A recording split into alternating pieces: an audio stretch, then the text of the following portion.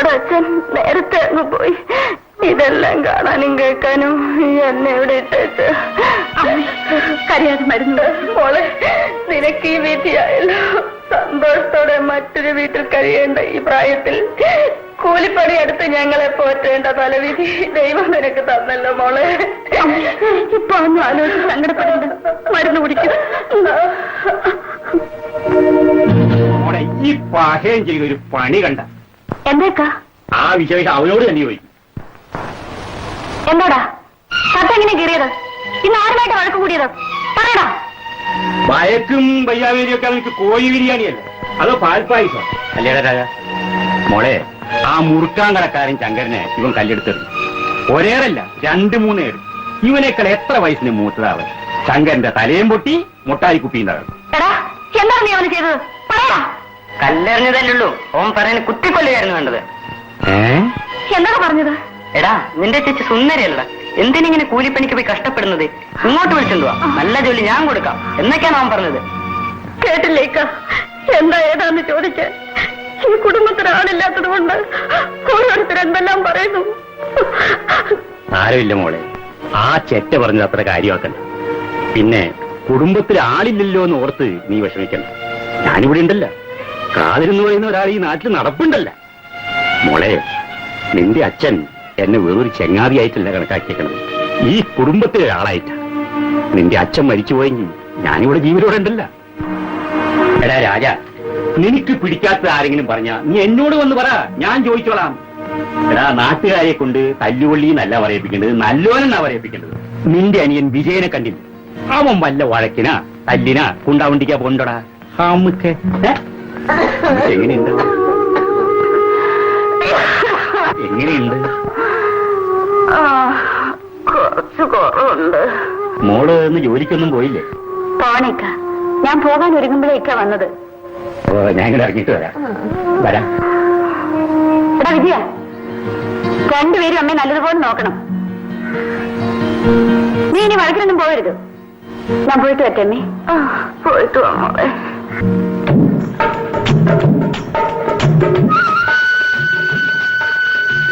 മുതലാളി, ഇന്നലെ 43 പേര്.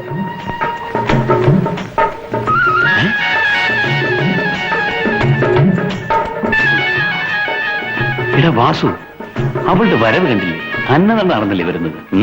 അതെ, അന്നനട, അരയന്ന നട. അവളൊരു സുന്ദരി തന്നെയാ. മുതലാളി, ഇവിടെ ഉള്ളവരിൽ വെച്ച് അവൾ മാത്രമാണ് അരയന്നം, ബാക്കിയുള്ളതെല്ലാം വെറും താറാവുകളാണ്. നീ അവളെ ഒന്നിങ്ങോട്ട് വിളിച്ചേ.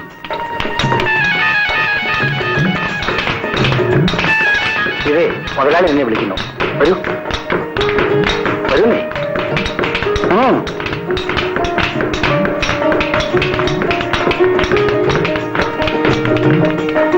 സീതേ, എന്താ ഇത്ര താമസിച്ചത്?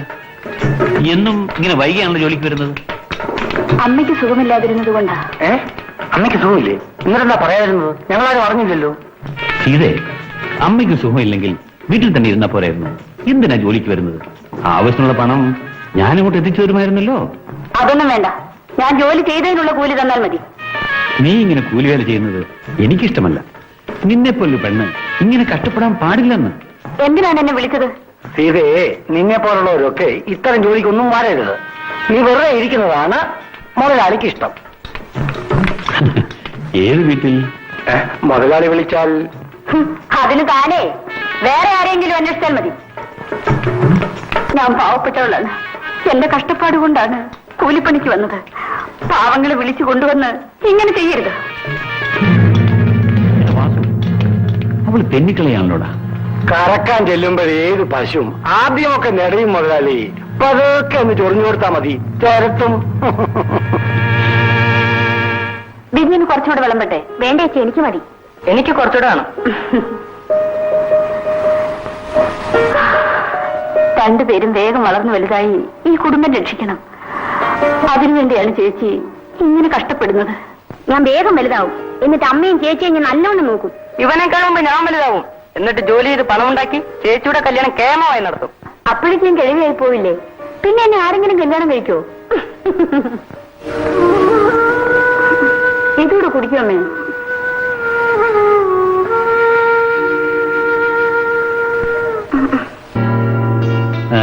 രൂപ കുറച്ച് കൂടുതലുണ്ട്. അമ്മ സുഖമില്ല കിടക്കല്ലേ, ഇതാ കൊണ്ടുപോയിക്കോളൂ. 10, 15, 20. വേണ്ട, ജോലി ചെയ്ത കൂലി മാത്രം മതി. മുതലാളിയുടെ കൈകൊണ്ട് വരുന്നതല്ലയോ, കൊണ്ടുപോയിക്കോടി. അതിന് വഴി ഉണ്ടാക്കാം മുതലാളി.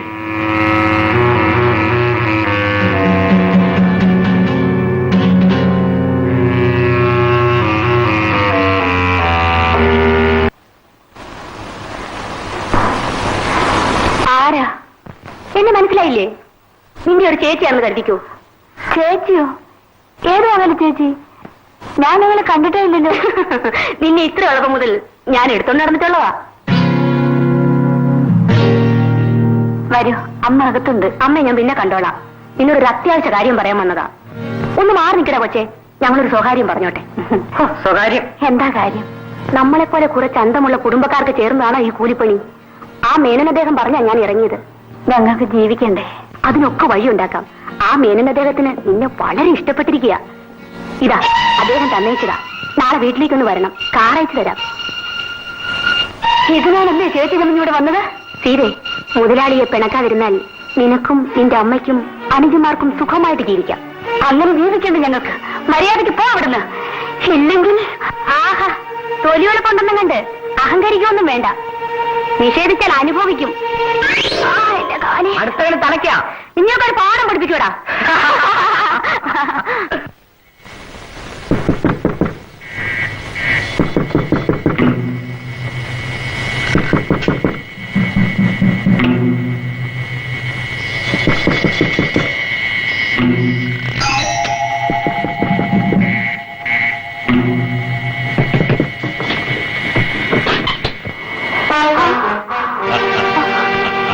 നിങ്ങളാണോ?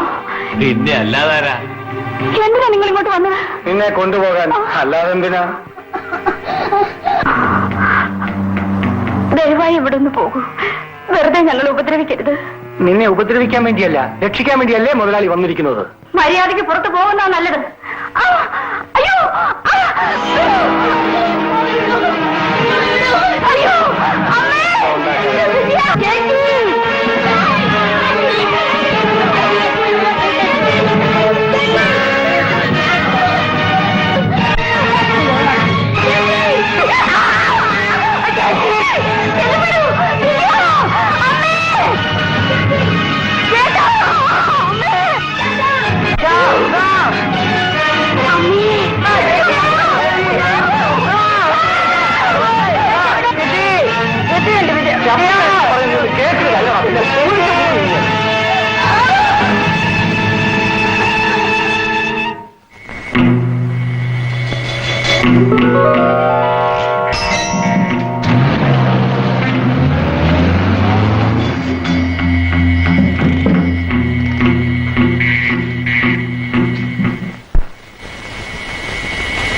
തീരെ തീരെ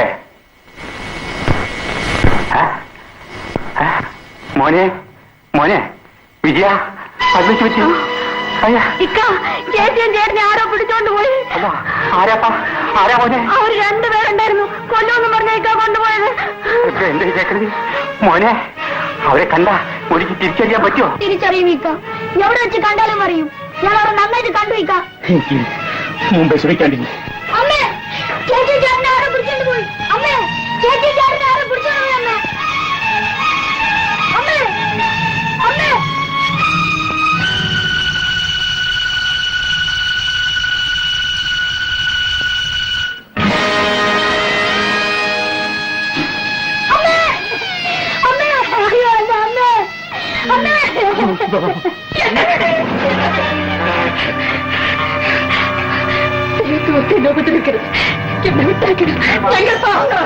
ഇതുവരെ നിന്നെ വെറുതെ വിട്ടില്ലേ?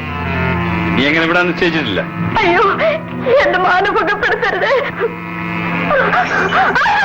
അയ്യോ, എന്റെ മാനഭംഗപ്പെടുത്തരുത്.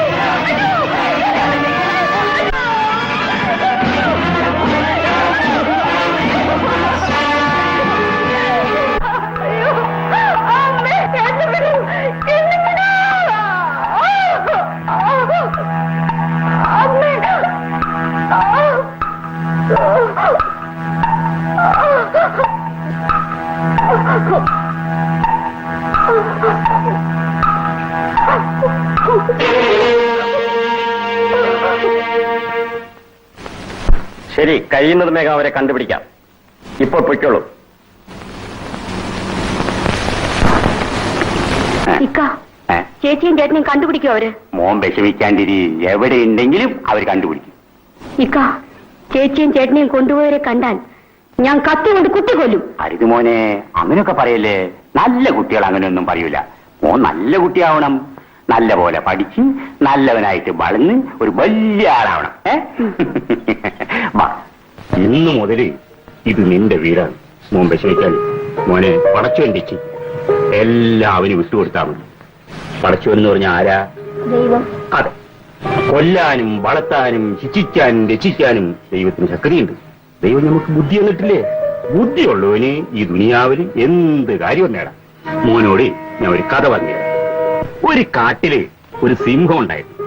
ആ സിംഹം കാട്ടിലെ എല്ലാ മൃഗങ്ങളെയും ഉപദ്രവിച്ചുകൊണ്ടിരുന്നു. അതിനെ അകറ്റാൻ ഒരു മുയല് തീരുമാനിച്ചു. സിംഹരാജാവേ, സിംഹരാജാവേ, ഈ കാട്ടിലെ മഹാരാജാവ് നിങ്ങളാണെന്നാണ് ഞാൻ വിചാരിച്ചിരുന്നത്. ഇപ്പൊ നിങ്ങളെക്കാൾ വലിയൊരു രാജാവിനെ ഞാൻ കണ്ടു എന്ന് മുയല് പറഞ്ഞു. എവിടെയാടാ എന്ന് സിംഹകാലറി. വാ കാണിച്ചു തരാമെന്നും പറഞ്ഞു മുയല് സിംഹത്തെ കൂട്ടിക്കൊണ്ടുപോയി വെള്ളത്തിൽ സിംഹത്തിന്റെ നിഴല് കാണിച്ചു കൊടുത്തു. അലറിക്കൊണ്ട് സിംഹം വെള്ളത്തിലൊക്കെ ഇട്ട് ചാടി മുങ്ങിച്ചത്തുപോയി. അത്ര വലിയൊരു സിംഹത്തെ ഒരു ചെറിയ മുയല് തോപ്പിച്ചു കളഞ്ഞു. അതാണ് ബുദ്ധി. മോനിക്ക് മനസ്സിലായ? അങ്ങനെ ഇന്നലെ രാത്രിയിൽ ഇവളിവിടുന്ന് രക്ഷപ്പെടാൻ നോക്കി. എന്നിട്ട് ഞങ്ങളൊക്കെ ഇവിടെ ഇല്ലേ, പിടിച്ചു മുറിക്കാത്തിട്ട് പൂട്ടി ഞാൻ. നീ ഇവിടെ നിന്ന് കടന്നളയാൻ ശ്രമിച്ചു അല്ലേ? നിന്നെ ഇവിടെ സാധിക്കുമോ? നമുക്ക് ഓടി. ഒരു കാര്യം നീ ഓർത്തോണം, നിന്റെ അനിയനുണ്ടല്ലോ ആ തെമ്മാടി ചെറുക്കൻ, അവൻ എന്റെ കയ്യിലാ. നീ ഇവിടുന്ന് പുറത്തു പോകാൻ ശ്രമിച്ചാൽ ആ സെക്കൻഡിൽ അവനെ ഞാൻ കൊന്നു കുഴിച്ചു കൂടും. ഓർമ്മയിരിക്കും. എന്താ ഒന്നും പറയാത്ത? നിനക്ക് പോണ ഇവിടുന്നല്ലേ? വേണ്ട, എന്റെ അനുജനൊന്നും ചെയ്യരുത്. ഞാൻ എങ്ങും പോകുന്നില്ല. ഞാൻ ഇവിടെ തന്നെ കഴിഞ്ഞോളാം. എങ്കിൽ നിനക്ക് തന്നെ നല്ലത്. ഈ പങ്കജാശി, മറ്റുള്ളവരൊക്കെ അവിടെ വിളിക്കില്ലാത്തിനെ.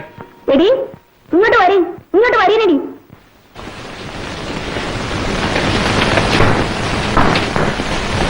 എടി, നിങ്ങളിൽ ആർക്കെങ്കിലും ഇവിടുന്ന് ഒളിച്ചോടി പോണോ? എടി പോണോ? ഇവിടെ വരുന്നവരോട് മര്യാദയായിട്ട് പെരുമാറിയില്ല എന്ന് ഞാൻ അറിഞ്ഞാൽ നിന്റെയൊക്കെ എലി ഞാൻ ഒടിക്കാൻ പറഞ്ഞേക്കാം. ആ പങ്കജാശി, ഇന്ന് വൈകിട്ട് ഞാനിവിടെ വരും.